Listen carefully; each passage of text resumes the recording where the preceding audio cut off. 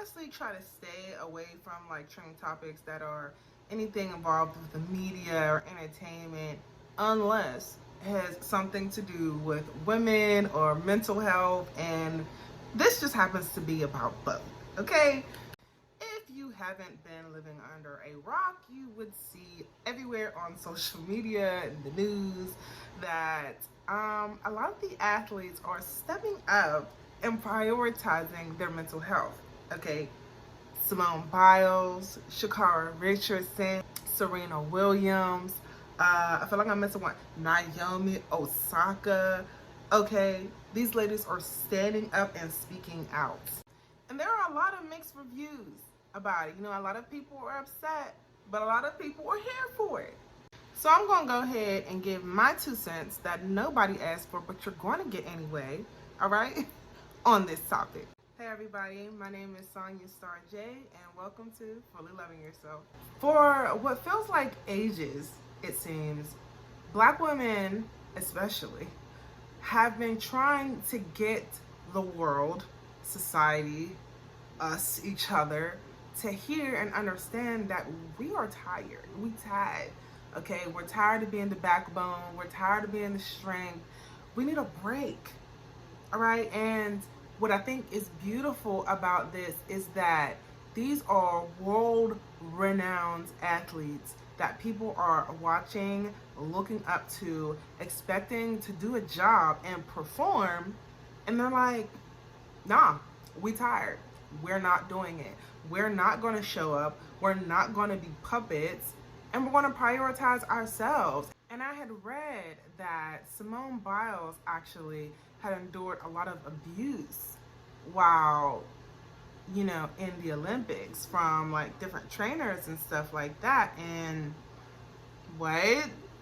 So all the people that are mad are basically saying, we don't care about your abuse. We don't care about the things that you've been through. We don't care that you broke your toes and still performed. We need a show. We need you to get up here and do your job. I took the time out to watch Naomi Osaka's documentary, which was actually produced by LeBron James. And in it, like I think it's like 3 episodes, but in it you get to see who she is as a person and not just as an athlete. And you can see like her personality and her demeanor and how the pressure was really weighing on her. And she said so many times, I need to chill out. I need a mental break. And so she took it. Everyone was in an uproar when Naomi decided not to go to her events because of her mental health. She got fined for not showing up, criticized all over social media because they're like, oh, well, she was able to do this interview and she was able to do this. What about her mental health then? Like, people are so... It was reported by some medical students that they are taught to believe that Black women are able to endure higher levels of pain. And so I'm inclined to believe that that myth is circulated throughout society, and that the world believes that Black women are able to perform and live and do everything, even though they're in pain, they're hurting, they're injured, you know, their mental health is dwelling. We should still. No, we shouldn't. And we aren't. And I'm glad that this is happening. I've been waiting for this moment. I am so happy.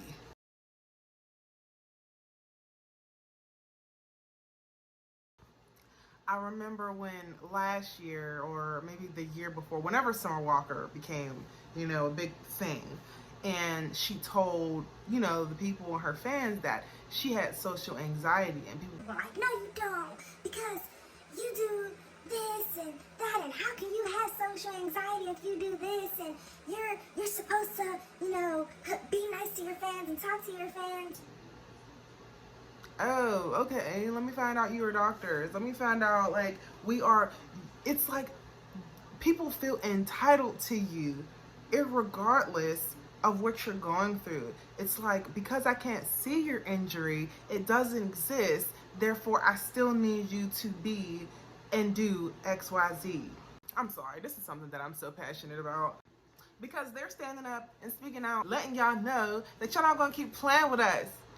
and our mental health. So we're going to sit back, we're going to sip our tea, we're going to take days off, we're going to use our PTO, we're going to quit these jobs, okay? And we're not going to keep being here for you killing us because you're not listening to us.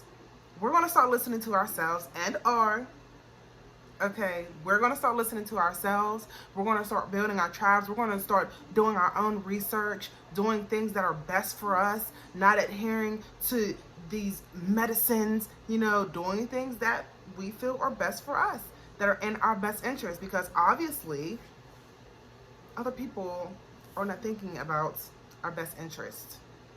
People, their coaches, telling them, keep going, you can do it. Who was it that I was reading this story about the other day? Oh my gosh, I was reading the story the other day about this particular situation where a girl was injured and her coach kept telling her to keep going, and she ended up having to retire because of that. Like, you literally made me risk my life for an award, for a medal, and I'm 18 and now I can't perform again. That person should have been sued. Like, I risked my whole career for you pushing me. And it's a lot of what happens in these offices. It's, at the workplace. Oh, I understand that, you're going through something. You have postpartum. Oh, I understand that you got XYZ going on.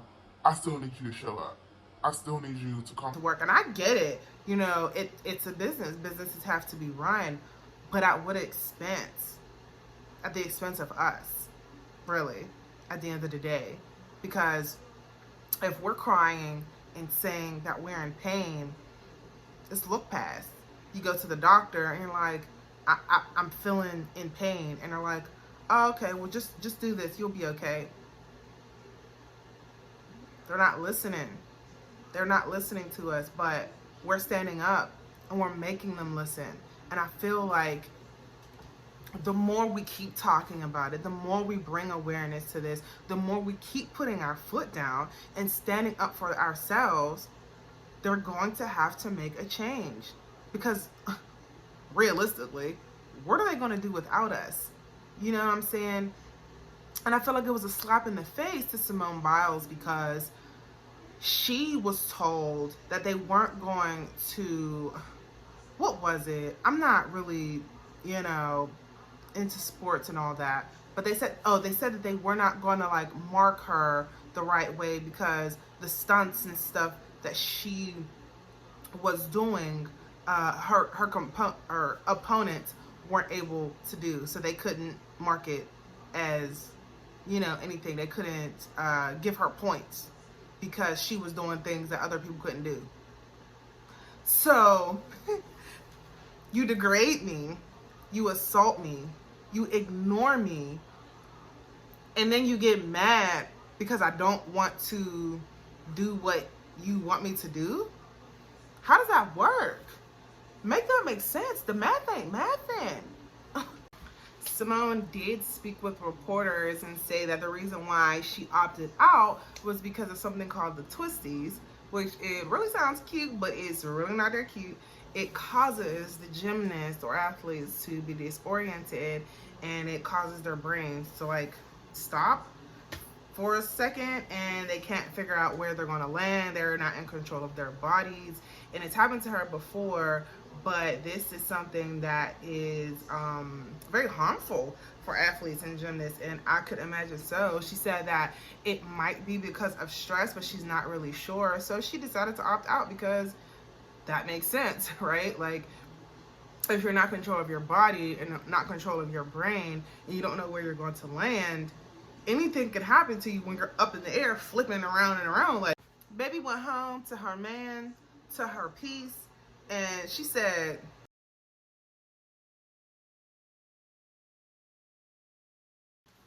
I think it's important, and I'm glad that these conversations are being had by younger Black women as well, because it allows for the newer generation to start to take a stand and speak for themselves. And it also allows the older generation to understand what it is that we're really going through, because they didn't have the opportunity to say, oh, I'm feeling depressed.